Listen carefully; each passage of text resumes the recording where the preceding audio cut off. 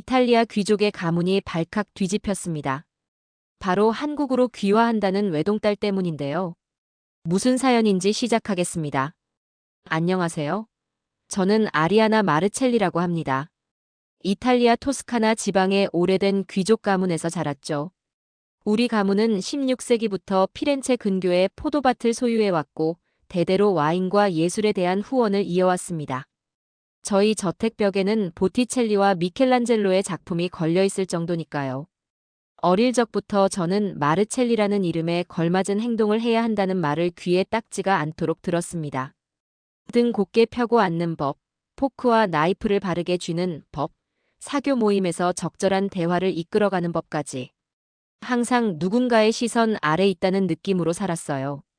대학에서는 미술사를 전공했고 졸업 후에는 가문의 와이너리와 미술재단에서 일하게 될 예정이었습니다. 제 인생은 마치 누군가가 미리 그려놓은 그림 같았어요. 그런데 26번째 생일 직전 무언가가 저를 갑갑하게 만들었습니다. 아리, 너 괜찮아? 오랜 친구 소피아가 물었어요.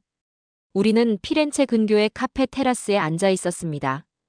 그날따라 산들바람이 기분 좋게 불어오고 있었는데 저는 왠지 모르게 숨이 막혔어요. 소피아에게 속마음을 털어놓았습니다. 이대로 정해진 삶을 살아야 할지 뭔가 다른 걸 경험해보고 싶다는 마음이 든다고요. 그럼 여행을 가자. 한 달만. 소피아의 제안은 단순했지만 매력적이었습니다. 아시아는 어때? 우리가 한 번도 가보지 않은 곳으로. 처음엔 부모님의 반대가 심했어요. 특히 아버지는 와이너리의 새 시즌 준비로 바쁜 시기에 여행이라니 말도 안 된다고 하셨죠. 하지만 어머니가 조용히 제 편을 들어주셨습니다. 아리아나가 세상을 더 보고 와야 우리 와인과 예술도 더 넓은 시각으로 바라볼 수 있을 거예요. 결국 일본, 태국, 베트남을 거쳐 마지막 목적지로 한국을 선택했습니다. 솔직히 한국에 대해서는 아는 게 별로 없었어요. 화장품과 드라마, 그리고 정이 많다는 말 정도. 친구의 친구가 서울에 몇 개월 살았다며 한국 사람들의 따뜻함에 대해 이야기해 준 게 전부였어요. 인천공항에 도착했을 때 소피아는 일주일만 머물다 먼저 이탈리아로 돌아갔습니다. 저는 원래 계획대로 2주간 더 머물기로 했죠. 그때만 해도 이 선택이 제 인생을 완전히 바꿔놓을 거라곤 상상도 못했습니다. 첫 며칠은 관광객처럼 경복궁, 명동, 남산타워를 돌아다녔어요. 모든 것이 새롭고 신기했지만 어딘가 표면적인 느낌이 들었죠. 진짜 서울, 진짜 한국을 경험하고 싶었습니다. 여행 5일째 되던 날, 저는 용기를 내 지하철을 타고 관광객들이 잘 가지 않는 곳으로 향했습니다. 종로 근처 작은 골목길로 들어섰을 때 갑자기 하늘에서 비가 쏟아지기 시작했어요. 우산도 없이 당황하던 그때 저는 작은 카페 간판을 발견했습니다. 비를 피해 그곳으로 뛰어들었죠. 그리고 그 순간이 제 운명의 시작이었습니다. 문을 열자마자 커피 향과 함께 나지막한 재즈 음악이 저를 반겼습니다. 밖에 소란스러운 빗소리와는 대조적으로 카페 안은 놀랍도록 조용했어요. 나무와 벽돌이 조화롭게 어우러진 내부 장식은 화려하지 않았지만 편안함을 주었습니다. 머리카락에서 빗물이 뚝뚝 떨어지는 저를 본 카운터의 남자가 눈을 크게 뜨고 바라보았어요. 그는 키가 큰 편이었고 검은색 앞치마를 두르고 있었습니다. 평범해 보였지만 쓰는 안경이 그의 지적인 분위기를 더해주었죠. 물에 젖은 채 카페 한가운데 서 있자니 조금 민망했습니다. 그런데 그 남자가 카운터에서 나와 수건을 건네주었어요. 입가에 작은 미소를 띠며 그가 말했습니다. 우산 없으셨나 봐요. 여기 앉으세요. 따뜻한 차 한 잔 드릴게요. 서비스예요. 어색한 한국어로 감사하다고 답했어요. 그는 제가 외국인임을 알아차리고는 자연스럽게 영어로 말을 이어갔습니다. 그는 박준호라고 했어요.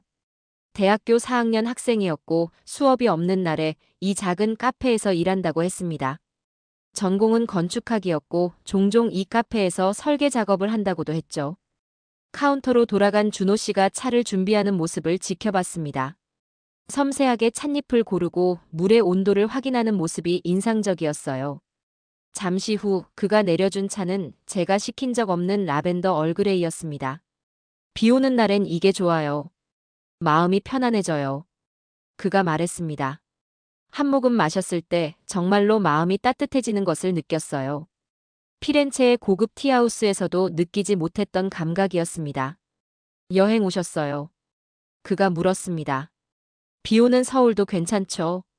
이상하게도 그의 질문에는 물음표가 없었어요. 그냥 사실을 확인하는 듯한, 그러면서도 위로하는 듯한 뉘앙스가 담겨 있었습니다.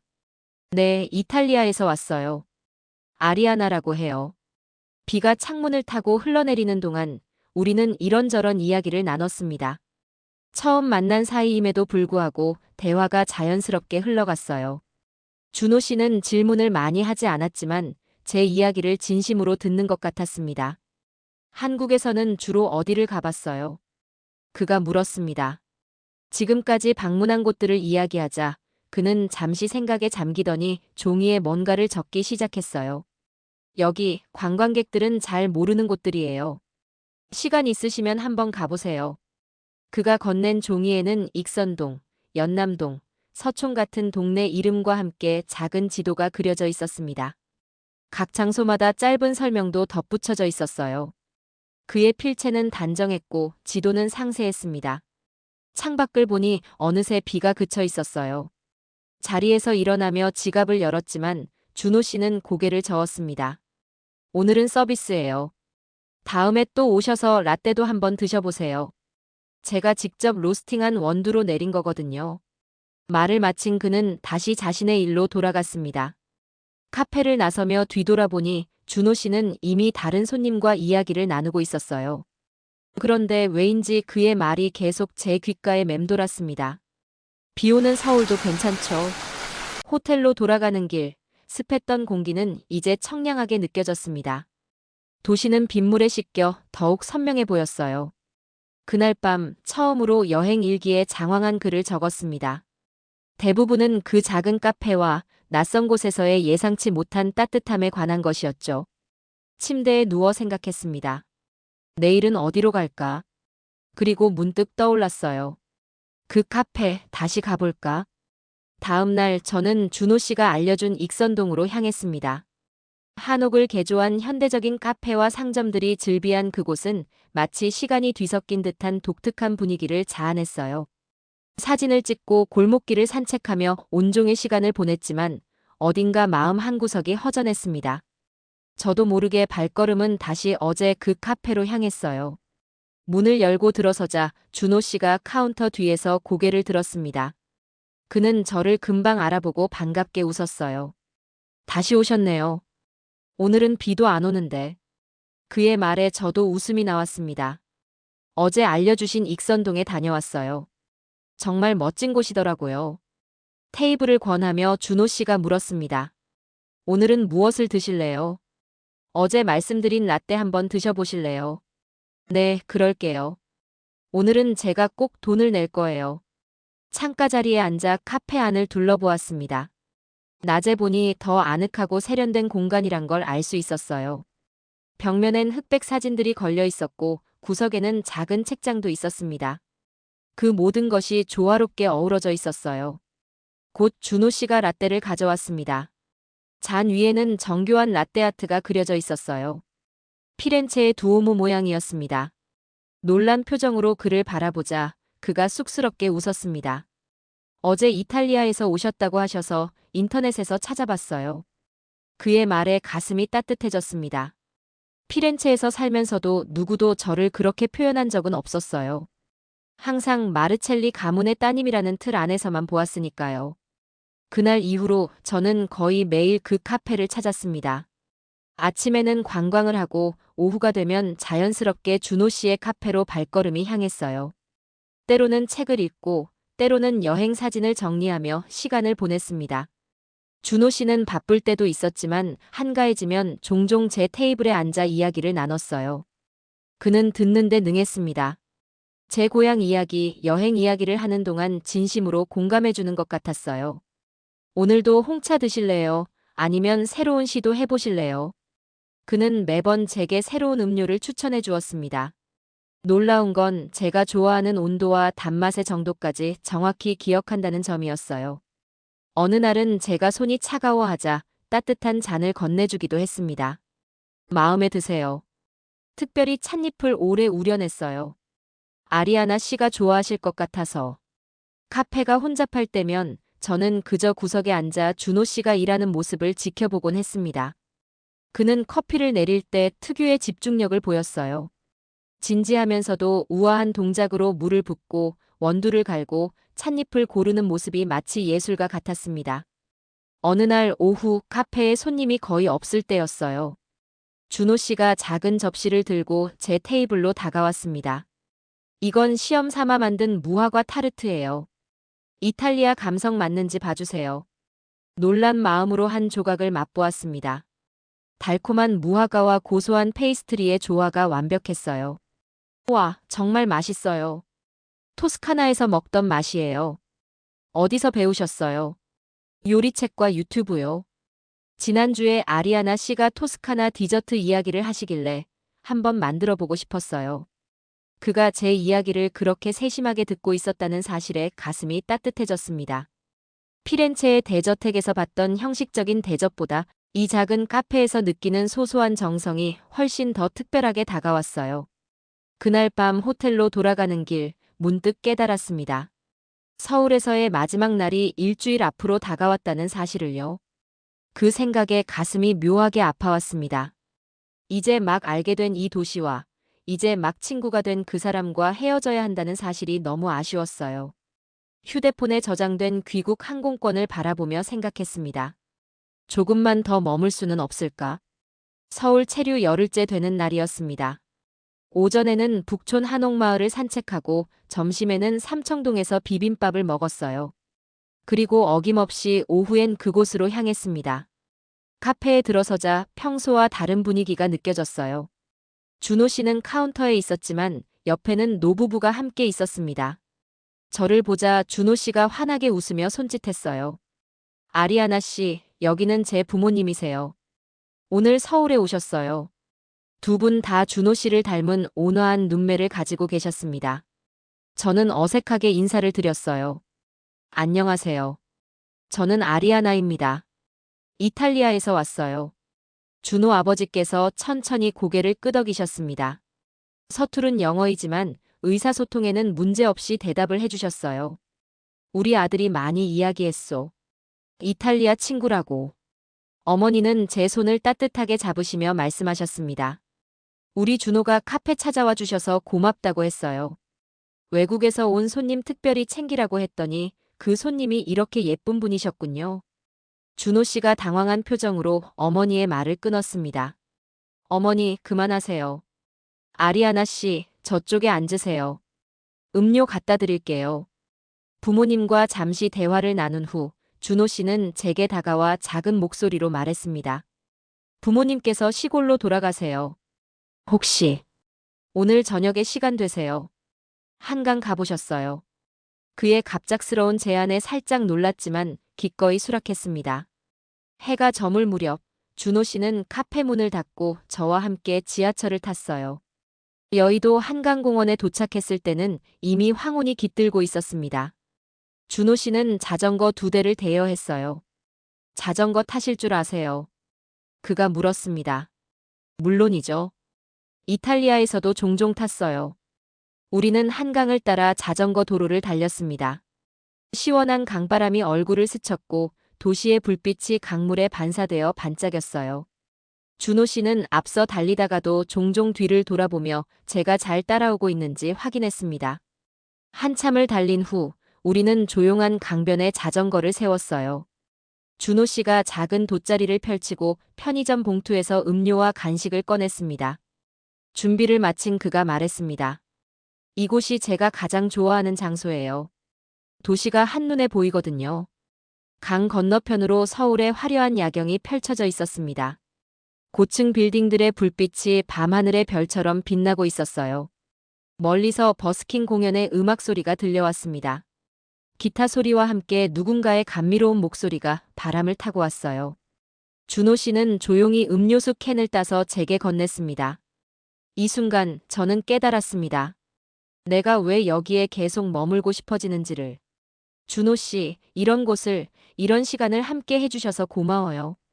그는 수줍은 미소를 지었습니다. 아리아나 씨는 이탈리아로 돌아가면 뭘 하실 계획이에요? 그 질문에 순간 말문이 막혔습니다. 돌아가면, 돌아가면 또다시 그 틀 안에 갇히게 될 테니까요. 와이너리 일을 도울 거예요. 가문의 미술재단도 돌봐야 하고요. 그의 눈썹이 살짝 올라갔습니다. 와이너리요. 대단하네요. 그냥 가업이에요. 딱히 제 꿈은 아니었어요. 그럼 아리아나 씨의 꿈은 뭐예요? 순간 말을 잃었습니다. 그동안 꿈에 대해 진지하게 생각해 본 적이 있었나요?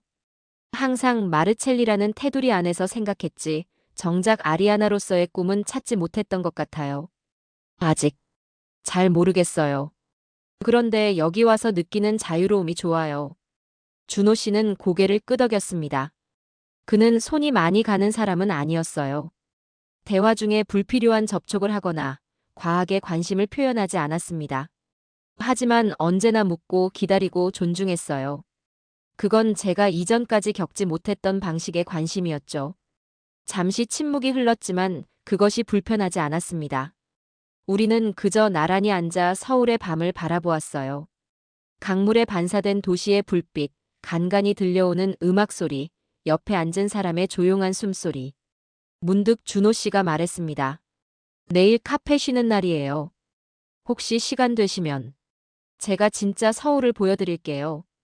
그의 제안에 망설임 없이 고개를 끄덕였습니다. 서울에서의 시간이 얼마 남지 않았지만 이 순간만큼은 그 사실을 잊고 싶었으니까요. 돌아가는 길, 준호 씨가 제 자전거 옆에서 함께 페달을 밟으며 말했습니다. 오늘 밤 별 보이시나요? 하늘을 올려다보니 도시의 불빛 사이로 몇 개의 별이 희미하게 빛나고 있었어요. 네, 보여요. 피렌체보다는 적지만요. 그가 살짝 웃으며 말했습니다. 하지만 오늘 밤은 피렌체보다 따뜻하죠. 그의 말에 저도 미소 지었습니다. 맞아요. 서울의 이 밤은 피렌체의 어느 밤보다도 따뜻했습니다. 다음 날 약속대로 준호 씨는 제게 진짜 서울을 보여주었습니다. 새벽에 만나 망원시장에서 아침을 먹고 낡은 오토바이를 타고 북한산 자락의 한절까지 올라갔어요. 그곳에서 본 서울의 전경은 그저 압도적이었습니다. 점심으로는 준호 씨의 대학 근처 분식집에서 떡볶이와 순대를 먹었고 오후엔 그가 건축학도로서 좋아하는 서울의 건물들을 돌아다녔어요. 동대문 디자인 플라자부터 옛 서울 역사까지 그의 설명을 들으며 건물들이 새롭게 보였습니다. 그가 말했어요. 건물은 그 도시의 역사와 문화를 담고 있어요. 이 기둥 하나에도 이야기가 있죠. 그의 눈에 담긴 열정이 아름다웠습니다. 저는 미술사를 전공했지만 그처럼 공간과 구조를 바라보는 법은 몰랐어요. 오래된 한옥과 현대적 고층 빌딩이 공존하는 경복궁 근처를 걷다가 준호 씨가 작은 찻집으로 저를 안내했습니다. 오래된 한옥을 개조한 그곳은 안과 밖이 유리로 분리되어 있어 전통과 현대가 공존하는 독특한 공간이었어요. 아메리카노 한 잔이면 2시간은 앉아 있을 수 있는 곳이라며 그가 웃었습니다. 좋아하는 공간이에요. 건축을 공부하면서 스케치도 많이 했고 졸업 작품의 영감도 여기서 얻었죠. 차를 마시며 우리는 각자의 삶에 대해 더 깊은 이야기를 나눴습니다. 준호 씨는 서울 외곽의 작은 도시에서 자랐고 부모님은 그곳에서 아이들을 가르친다고 했어요. 고등학교 때 우연히 참가한 건축 캠프에서 자신의 진로를 찾았다고도 했죠. 부모님은 제가 공무원이 되길 바라셨어요. 안정적인 삶을 원하셨거든요. 하지만 제가 건축으로 장학금을 받고 서울로 올라오겠다고 했을 때 반대하지 않으셨어요. 그저 내 인생이니 내가 선택해라고 하셨죠. 그런 부모님이 참 부러웠습니다. 제 부모님은 항상 제 선택에 의견을 내셨으니까요. 잠시 후 준호 씨가 조심스럽게 물었습니다. 아리아나 씨는 돌아가면 와이너리 일을 돕는다고 하셨죠. 그 질문에 가슴이 조금 무거워졌습니다. 지금까지 저는 제 배경에 대해 자세히 말하지 않았거든요. 그저 이탈리아에서 왔다, 피렌체가 고향이다 정도만 이야기했을 뿐이에요. 침묵이 흐른 후 결심했습니다. 이 사람에게는 진실을 말해도 될 것 같다는 생각이 들었어요. 사실, 난 마르첼리 가문의 딸이에요. 와인과 예술을 후원해온 이탈리아 귀족 가문이죠. 준호 씨의 표정이 잠시 놀란 듯 했지만 이내 평온을 되찾았습니다.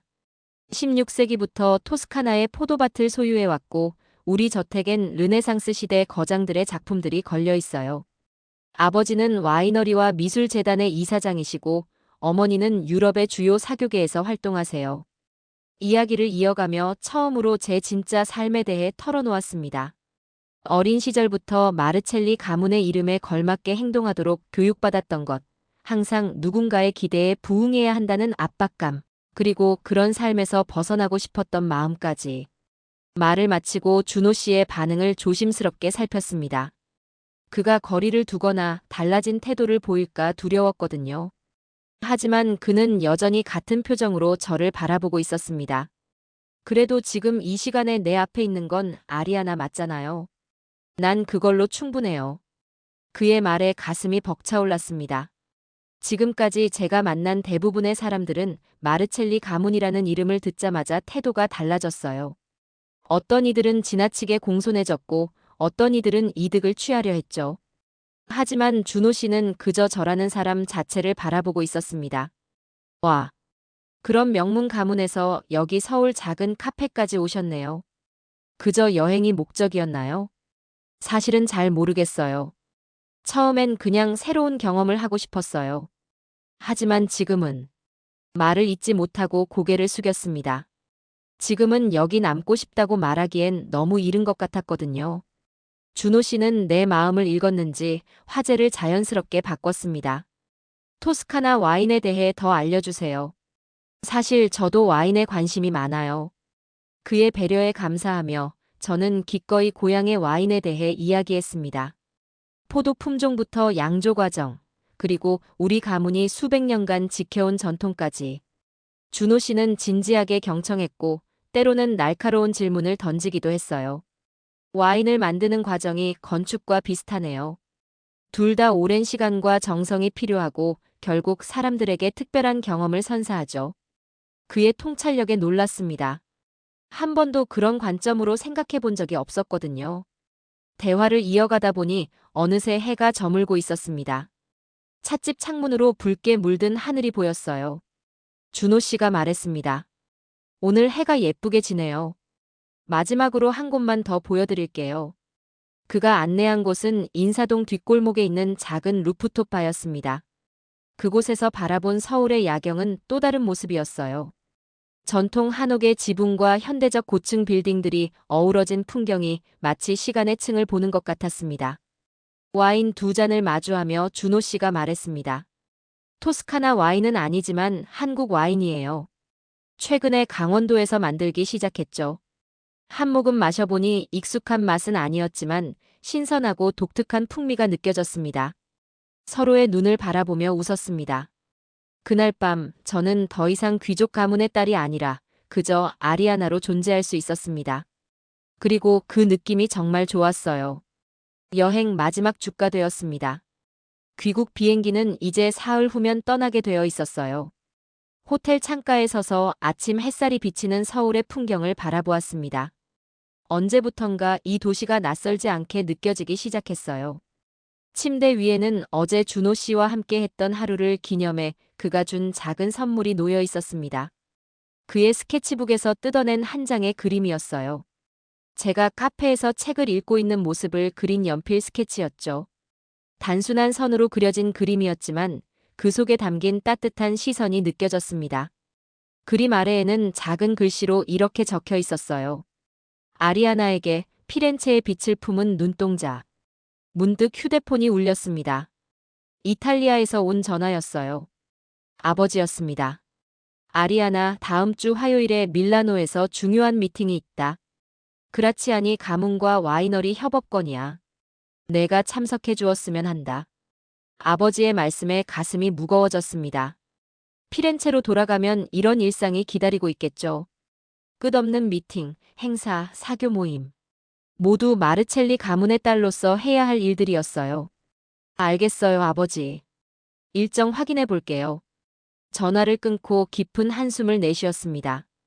창밖으로 보이는 서울의 모습, 이제는 익숙해진 거리와 건물들, 그리고 준호 씨의 카페가 있는 골목길까지.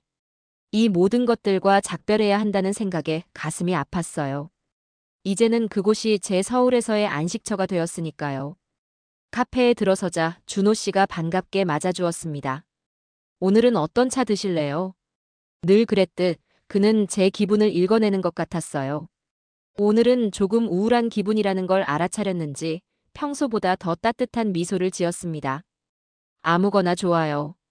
준호 씨가 추천해주는 거로요. 자리에 앉아 창밖을 바라보았습니다. 곧 준호 씨가 라벤더 향이 나는 차를 가져왔어요. 마음이 편안해지는 블렌드예요. 제가 직접 배합했어요. 감사의 미소를 지었지만 마음은 여전히 무거웠습니다. 준호 씨는 그것을 눈치챘는지 잠시 자리에 앉아도 되냐고 물었어요. 무슨 일 있으세요? 표정이 어두워 보여요. 사흘 후면 떠나요. 피렌체로 돌아가야 해요. 그 말을 하는 순간 제 목소리가 살짝 떨렸습니다. 준호 씨의 표정도 잠시 굳었다가 이내 부드러운 미소로 바뀌었어요. 아, 그렇군요. 벌써 그렇게 시간이 됐네요. 침묵이 흘렀습니다. 그동안 우리는 이별에 대해 이야기한 적이 없었어요. 어쩌면 서로 그 순간을 미루고 싶었는지도 모릅니다. 밖은 어느새 비가 내리기 시작했습니다. 처음 이 카페에 들어왔던 날처럼요. 빗방울이 창문을 타고 흘러내리는 모습을 지켜보았어요. 문득 준호 씨가 말했습니다. 첫날 기억나세요? 비가 많이 왔었죠. 네, 우산도 없이 이 카페로 뛰어들었어요. 그때 처음 만났네요. 비 오는 서울이 어땠냐고 물었던 것 같아요. 조용히 웃으며 답했습니다. 네, 그리고 저는 그 질문이 이상하게 오래 마음에 남았어요. 잠시 후 준호 씨가 일어섰습니다. 오늘은 일찍 문 닫을게요. 어디 같이 갈까요? 비가 오는데요. 그가 웃었습니다. 첫날처럼요. 이번엔 우산 챙길게요. 우리는 비를 맞으며 서울의 거리를 걸었습니다. 준호 씨는 커다란 우산을 제 쪽으로 기울여 제가 덜 맞도록 했어요. 작은 배려였지만 그런 디테일이 항상 마음에 와닿았습니다. 그는 저를 삼청동의 작은 한옥 게스트하우스로 데려갔어요. 동네 주민들만 아는 숨겨진 장소라고 했습니다. 처마 밑에 앉아 정원에 떨어지는 빗소리를 들으며 따뜻한 전통차를 마셨어요. 아리아나 씨는 피렌체로 돌아가면 뭐가 기다리고 있나요? 그의 질문에 솔직하게 답했습니다. 돌아가면 저는 다시 행사와 사람들과 일정 속으로 돌아가야 해요. 아버지가 아까 전화했어요. 밀라노에서 미팅이 있대요. 잠시 침묵한 후 용기를 내어 덧붙였습니다. 서울에서의 시간이 너무 좋았어요. 이곳에서는 그냥 아리아나일 수 있었거든요. 너무 인간적이고 자유로웠어요. 준호 씨가 조용히 고개를 끄덕였습니다. 저도 아리아나 씨와의 시간이 특별했어요. 우리 눈이 마주쳤고 그 순간 마음속 깊은 곳에서 무언가가 확실해졌습니다. 떠나고 싶지 않다는 것. 이 시간을, 이 감정을, 이 사람을 더 알아가고 싶다는 것. 용기를 내 말했습니다. 준호 씨, 내가 며칠 더 머물면 안 될까요? 그는 놀란 듯 했지만 곧 따뜻한 미소를 지었습니다. 얼마든지요. 그 말에 가슴이 따뜻해졌습니다. 준호 씨는 제가 누구인지, 어디서 왔는지에 의미를 두지 않았어요. 그저 지금 이 순간 함께 있다는 것 자체를 소중히 여겼습니다. 그날 밤 호텔로 돌아와 창밖을 바라보며 생각했습니다. 비행기 표를 취소하고 호텔 숙박을 연장하는 건 간단한 일이에요.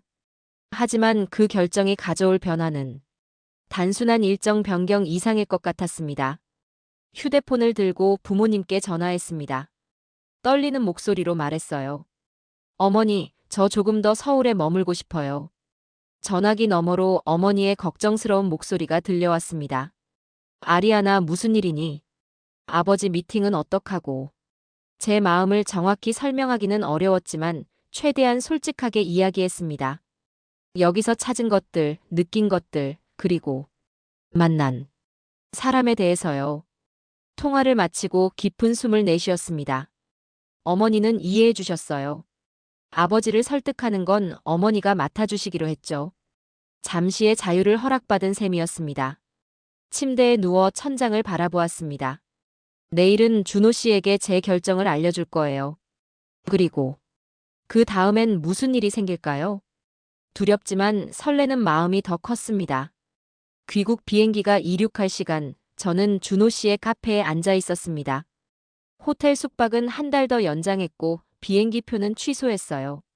부모님께는 이런 선택에 대한 이유를 자세히 설명하지 못했지만 결국 이해해 주셨습니다. 아버지는 처음엔 불편한 기색을 보이셨지만 제가 진지하다는 것을 알고는 한숨과 함께 수긍하셨어요. 피렌체의 와이너리는 아버지의 비서가 잘 챙겨주고 있었고 밀라노 미팅은 사촌이 대신 참석하기로 했습니다. 모든 일이 의외로 순조롭게 정리되었어요. 준호 씨가 따뜻한 라떼를 내려주며 물었습니다. 정말 괜찮으세요? 가족들이 걱정하시지 않나요? 네, 괜찮아요. 사실, 이런 경험은 처음이에요.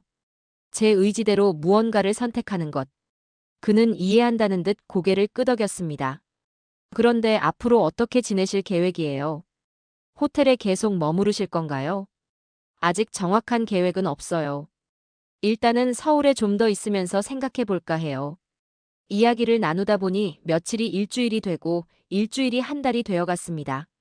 저는 호텔에서 나와 이태원 근처의 작은 원룸을 월세로 구했어요. 친구 소피아가 남겨둔 옷가지와 생필품만으로 살림을 꾸렸죠. 매일 아침 근처 카페에서 피렌체 본사로 화상회의를 하고 오후에는 서울 곳곳을 탐험했습니다. 때로는 준호 씨의 카페에서 일하는 것을 도와주기도 했어요. 처음엔 손님들이 외국인인 저를 신기하게 여겼지만 곧 익숙해졌죠. 어느 날 저녁 준호 씨와 함께 한강변을 걷고 있을 때였습니다. 불현듯 제 머릿속에 아이디어가 떠올랐어요. 준호 씨, 나 이곳에서 뭔가 시작하고 싶어요. 무엇을요? 한국과 이탈리아를 연결하는 일이요. 와인 관련해서요. 그는 놀라지 않았습니다. 마치 제가 언젠가 그런 말을 할 것이라고 예상했던 것처럼요. 그럼 내가 도와드릴게요. 우리 같이 해봐요. 다음 날부터 저희는 본격적으로 계획을 세우기 시작했습니다. 아버지는 완강하게 반대하셨고 아버지를 설득하는 데는 큰 어려움이 있었어요. 하지만 어머니는 흥미로운 아이디어라며 지지해 주셨어요. 아버지는 마지못해 허락하셨지만 아시아 시장에 대한 궁금도 갖고 계셨어요. 준호 씨는 자신의 건축 지식을 활용해 공간 디자인을 담당했고 저는 와인 선정과 수입 절차를 알아보았습니다. 저희의 목표는 명확했어요. 한국의 독립 와이너리와 이탈리아 토스카나 지방의 와인을 연결하는 교류 공간을 만드는 것이었죠. 그 과정은 결코 쉽지 않았습니다. 언어의 장벽, 문화적 차이, 복잡한 수입 절차까지. 매일이 새로운 도전이었어요. 하지만 준호 씨와 함께라면 어떤 어려움도 극복할 수 있을 것 같았습니다. 토스카나 와인이 위주가 될 텐데 한국 와인도 꼭 함께 다뤄봤으면 좋겠어요.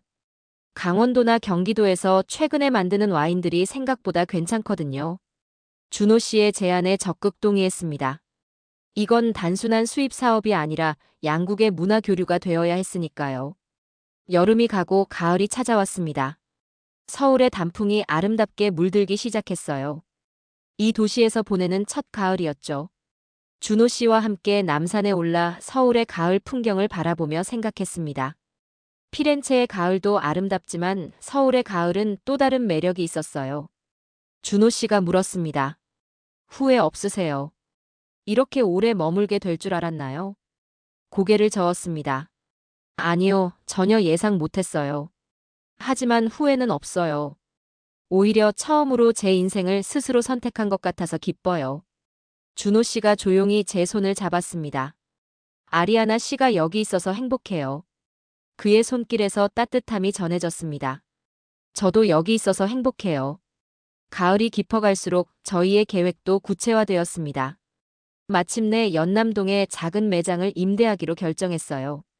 기존의 건물을 리모델링하는 작업은 준호 씨가 직접 설계했고 저는 인테리어 컨셉을 담당했습니다. 공사가 시작되고 와인 수입 허가도 얻었어요. 토스카나에서는 아버지가 엄선한 와인들이 컨테이너에 실려 한국으로 오고 있었습니다. 모든 일이 꿈처럼 진행되고 있었어요. 어느 날 밤 공사 중인 매장에서 준호 씨와 맥주를 마시며 이야기를 나눴습니다. 바닥은 시멘트 먼지로 가득했고 벽은 아직 페인트 칠을 기다리고 있었지만 그 공간에서 미래가 보였어요. 이름을 뭐라고 할까요? 준호 씨가 물었습니다. 여러 가지를 생각해 봤는데. 어때요? 카페 토스카나는. 좋네요. 토스카나의 맛과 서울의 감성이 만나는 곳. 그의 말에 웃음이 나왔습니다. 정확히 그거예요. 두 세계의 만남. 준호 씨가 조용히 말했습니다. 아리아나와 준호의 만남처럼요. 그 순간 저는 깨달았습니다. 이것은 단순한 사업이 아니었어요. 제가 찾던 것, 그리고 준호 씨가 저에게 보여준 것. 그것은 규범과 기대에서 벗어나 진심으로 선택하는 삶의 방식이었습니다. 이탈리아에 계신 부모님께 새로운 계획에 대해 상세히 설명하는 편지를 썼습니다. 단기 체류가 아닌 서울에서의 새로운 출발에 대해 말씀드렸어요. 아버지의 답장은 짧았지만 의미심장했습니다. 아리아나, 내가 행복하다면 그것이 우리에게도 가장 중요한 일이란다. 마르첼리 가문의 와인이 세계 곳곳에서 사랑받는 것은 언제나 우리의 꿈이었어. 서울에서 그 꿈을 내 방식대로 펼쳐나가렴. 그렇게 저는 서울에 뿌리를 내리기 시작했습니다. 한국어 공부도 시작했고 점점 더 많은 한국 문화를 배웠어요. 준호 씨는 항상 제 곁에서 든든한 지원군이 되어 주었습니다. 새로운 삶의 시작은 결코 쉽지 않았지만 매일 아침 일어나 새로운 도전을 맞이하는 것이 즐거웠어요. 이제 저는 규범이 아닌 제 진심에 따라 선택하는 법을 배우고 있었으니까요. 카페 토스카나에 오신 것을 환영합니다. 서울에 온 지 정확히 1년 후, 우리는 연남동에 작은 와인 카페를 열었습니다. 개업식 당일, 제가 직접 손님들을 맞이하며 한국어로 인사했어요. 아직 서툴렀지만 진심을 담아 말하려 노력했습니다. 카페 내부는 준호 씨의 건축적 감각과 제 고향의 분위기가 절묘하게 어우러진 공간이었어요. 석재와 나무를 주로 사용한 인테리어는 토스카나의 전통적인 와이너리를 연상시켰고, 한옥 특유의 처마 곡선을 차용한 천장 디자인은 한국적 정서를 담고 있었습니다. 벽면에는 피렌체와 서울의 풍경을 담은 사진들이 걸려 있었어요. 두 도시의 아름다움이 한 공간에서 만나는 느낌이었죠. 개업식에는 많은 사람들이 찾아왔어요. 준호 씨의 대학 친구들, 카페 단골 손님들, 그리고 제가 서울에서 알게 된 이탈리아 교민들까지. 놀랍게도 부모님도 깜짝 방문해 주셨습니다. 아버지는 처음으로 한국을 방문하신 거였어요. 아버지가 카페를 둘러보시며 말씀하셨습니다. 아리아나, 내가 이런 곳을 만들 줄이야. 어머니는 준호 씨와 대화를 나누셨어요. 당신이 우리 딸을 잘 돌봐주고 있군요. 고마워요. 준호 씨가 진지하게 답했습니다. 아리아나가 저를 더 많이 도와주고 있습니다. 그녀는 놀라운 사람이에요. 개업식이 끝나고 부모님은 일주일간 서울에 머무르셨어요. 그동안 저희는 함께 서울의 여러 명소를 돌아다니며 즐거운 시간을 보냈습니다. 아버지는 특히 한국의 전통주에 관심을 보이셨고, 어머니는 한국 도자기의 섬세함에 매료되셨어요. 헤어질 때 어머니가 내 손을 꼭 잡으며 말씀하셨습니다. 아리아나, 내가 행복해 보여서 나도 행복하구나. 가끔은 집에도 놀러 오렴. 아버지는 짧게 말씀하셨어요. 하지만 내가 여기서 꽃을 피우는 모습이 자랑스럽구나. 부모님이 떠나고 카페는 본격적인 운영에 들어갔습니다. 준호 씨는 바리스타로, 저는 와인 디렉터로 일했어요. 낮에는 이탈리안 카페로, 저녁에는 와인 바로 운영했습니다. 준호 씨와 저는 매일 아침 일찍 카페에 나와 준비를 했습니다. 그는 커피를 로스팅하고 저는 와인 셀렉션을 점검했어요. 때로는 의견 충돌도 있었지만 서로를 존중하며 대화로 해결해 나갔습니다. 함께 일하면서 우리의 관계도 자연스럽게 깊어져 갔어요. 어느 날 저녁 카페 문을 닫은 후 테라스에 앉아 별을 보며 와인을 마시고 있을 때였습니다. 준호 씨가 조용히 물었어요. 아리아나 씨, 한국에 와서 후회한 적 있나요? 진심으로 답했습니다. 단 한 번도 없어요. 여기서 찾은 것들이 너무 소중하니까요. 그의 눈이 부드럽게 빛났습니다. 저도 아리아나 씨를 만나서 정말 행복해요. 사실, 처음부터 느꼈어요. 우리가 서로에게 특별한 존재가 될 거라고. 그날 밤, 우리는 처음으로 서로의 마음을 진심으로 나누었습니다. 그것은 마치 오랫동안 알고 있었던 사실을 마침내 소리내어 확인하는 것 같았어요. 시간이 흐르며 카페 토스카나는 단순한 사업 이상의 의미를 갖게 되었습니다. 그곳은 두 문화의 만남, 그리고 두 사람의 삶이 어우러진 공간이었어요. 한국의 젊은 와인 메이커들이 모이는 장소가 되기도 했고, 이탈리아 음식과 와인을 소개하는 문화 허브로 자리 잡았습니다. 개업 1주년을 맞이하여 특별한 행사를 열었어요. 많은 손님들이 찾아와 축하해 주셨어요. 행사 중에 한 손님이 물었습니다. 두 분은 어떻게 만나셨어요? 이런 특별한 컨셉의 카페를 어떻게 생각해 내셨나요? 준호 씨와 저는 서로를 바라보며 웃었습니다. 그가 답했어요. 서울의 어느 비 오는 날 따뜻한 차 한 잔에서 시작되었어요. 제가 이어받았습니다. 우연한 만남이 인생을 바꿀 수 있다는 걸 배웠어요. 그리고 때로는 계획에서 벗어나는 것이 가장 아름다운 여정을 만들어준다는 것도요. 지금 저는 서울과 피렌체를 오가며 살고 있습니다. 여전히 마르첼리 가문의 일원이지만 이제는 가문의 딸이라는 정체성에만 묶여 있지 않아요. 제 자신만의 길을 걷고 있죠. 준호 씨는 건축 일을 계속하면서 카페를 함께 운영하고 있어요. 그의 건축 사무소는 카페 2층에 있어서 우리는 늘 가까이에서 서로를 볼 수 있답니다. 가끔 이탈리아 친구들이 방문하면 놀라워해요. 피렌체의 귀족 아리아나가 서울의 작은 카페에서 행복해하는 모습이 신기하대요. 하지만 저는 알고 있습니다. 진정한 행복은 화려한 타이틀이나 유산이 아니라 자신이 사랑하는 일과 사람들 속에서 찾아오는 것임을요. 오늘도 카페 토스카나의 문을 열며 생각합니다. 누군가의 우연한 방문이 또 다른 인생의 전환점이 될지도 모른다고요. 마치 그날 비를 피해 들어온 제게 따뜻한 차 한 잔을 건네준 준호 씨처럼 저도 누군가에게 그런 순간을 선물하고 싶습니다. 서울과 피렌체 두 도시는 지구 반대편에 있지만 제 마음속에서는 이제 하나로 연결되어 있습니다. 그리고 그 연결의 중심에는 카페 토스카나와 제 인생을 바꿔놓은 그 우연한 만남이 있습니다. 비가 내리는 날이면 특히 그날의 기억이 선명하게 떠오릅니다. 비 오는 서울도 괜찮죠? 그의 첫 질문이 여전히 귓가에 맴돌아요. 그리고 이제 저는 확신을 가지고 답할 수 있습니다. 네, 비 오는 서울이 가장 아름다워요. 그날 비가 오지 않았다면 우리는 만나지 못했을 테니까요. 오늘 사연은 여기까지입니다. 시청해주셔서 진심으로 감사드립니다.